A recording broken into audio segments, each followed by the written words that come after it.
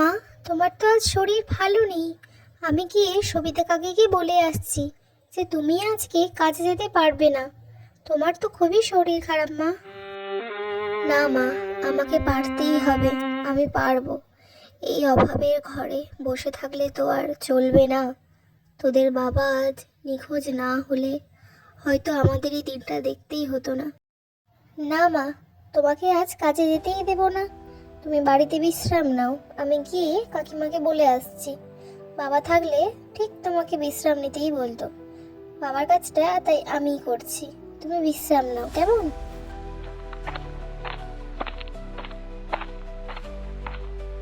কে রে দিদি? আজ কাকিমাকে বলবি আমাকে দুটো নাড়ু দিতে? খুব খেতে ইচ্ছে করছে রে। হ্যাঁ রে, চল। মায়ের শরীর খারাপ, সেটাও বলে আসি। মা, তুমি বিশ্রাম নাও। আমি কাকিমাকে বলে আসছি।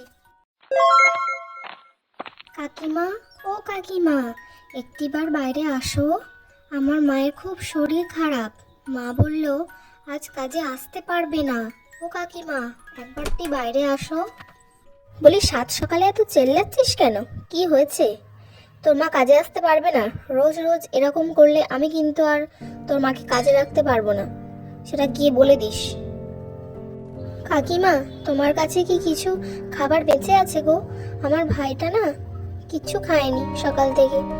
ওকে দুটো নাড়ু দেবে? না বাপু, আমার কাছে এখন নাড়ু নেই। সেটা কাল দেবো খন।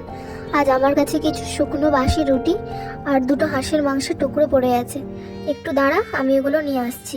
নিয়ে যা, বাড়ি গিয়ে খাস। অনেক ধন্যবাদ কাকিমা, আমরা এখন আসি। আজ বেশ কয়েকদিন হলো মায়ের এখনো জ্বরটা তো কমছেই না। দেখি যাই ডাক্তার কাকুকে মায়ের কথা গিয়ে বলি। যদি কোনো ওষুধ দেয় তো খুবই উপকার হবে। আরে, এখানে এত সকলে মিলে জড়ো হয়ে কি করছে? এখানে কি বিক্রি হচ্ছে? ওমা, এখানে তো দেখছি হাঁসের মাংস আর রুটি বিক্রি হচ্ছে। কই যাই, আমাকে কি বললে এক পিস দেবে? কতদিন খাইনি। তাহলে ভাই আর মায়ের জন্যও নিয়ে যেতাম। ওই তো পেটটা একটু কমেছে, দেখি যাই একবার। ও মাসি, মাসি, আমাকে দুটো রুটি আর একটু হাঁসের মাংস দেবে গো। আমার ভাইটা না সকাল থেকে কিচ্ছু খায়নি। আমার মাও খুব অসুস্থ। দেবে গো দুটো? বেশি দিতে হবে না, অল্পই দাও। হ্যাঁ, কেন দেবো না। ও দুটো রুটি আর একটু হাঁসের মাংসের দাম 50 টাকা। ওটা ওখানে নিয়ে এসে রাখ, আমি যাচ্ছি নিয়ে। না মানে, না আমি তো পয়সা আনিনি দিমাসি। তুমি আমাকে দুটো রুটি আর একটু মাংস দাও, আমি তোমাকে পরে সব এসে শোধ দিয়ে যাব। আসলে মা তো অসুস্থ, তাই অনেকদিন কাজে যেতে পারেনি। তাই জন্য আমাদের ঘরে একটুকুও পয়সা নেই, তাই আমি আনতে পারলাম না আজ। তুমি আমাকে দাও, আমি পরে এসে সব শোধ দিয়ে যাব। ও, বুঝেছি। ঠিক আছে, তোকে কোনো চিন্তা করতে হবে না। আমি তোর থেকে পয়সা একটাও নেবো না। তোকে আমি বিনি পয়সাতেই দিলাম। তুই, তোর মা আর তোর ভাই মিলে খাস, কেমন? একটু দাঁড়া, আমি নিয়ে আসছি। তুমি খুব ভালো গো মাসি।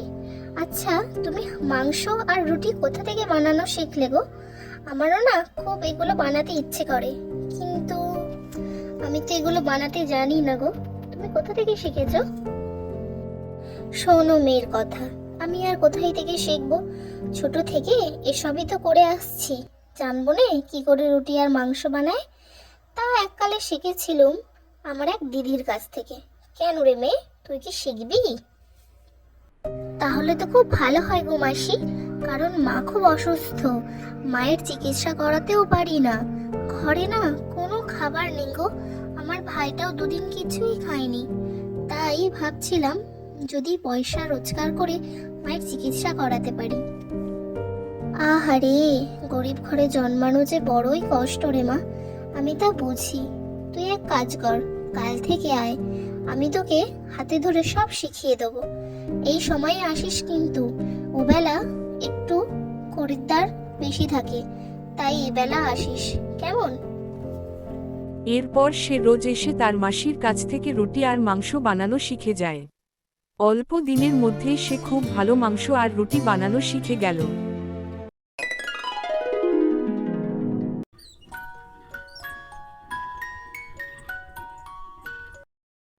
কিরে মেয়ে, ভালোই তো রাঁধুনি হয়ে গেছিস দেখছি। তুই তো এবার আমাকেও ছাড়িয়ে যাবি। জানিস তো আজ 10টা জায়গা থেকে ডেলিভারি এসেছে। খুব ভালো লাগছে শুনে। তা জানিস রিমলি, আমার না বাড়িতে কেউ নেই, আমি একাই থাকি। এই দোকানেই আমার সব। তাই যদি কেউ একটা কাজের লোক থাকতো যে হাতের কাছে সময় অসময় কিছু এগিয়ে দেয়, তা পাই না। তাই মাঝে মাঝে খুব দুঃখ লাগে। কেন গো মাসি, আমি কি তোমার কেউ নই? তুমি চাইলে আমাদের সাথে আমার বাড়িতেও থাকতে পারো। আমি মাকে বলবো, মা খুব খুশি হবে দেখবে। তুই সত্যি বলছিস রিমলি? আমি তোদের সঙ্গে থাকবো? তাহলে তো আমার খুবই উপকার হয় রে। এরপর তারা সকলে মিলে একসঙ্গে থাকত। তাদের অর্জিত অর্থে তারা খুবই সুখী দিন কাটাতে লাগলো। কিছুদিন পর তারা রিমলির মায়ের চিকিৎসা করালো শহরের এক বড় হাসপাতালে। এভাবেই তারা সুখে শান্তিতে বসবাস করতে লাগলো।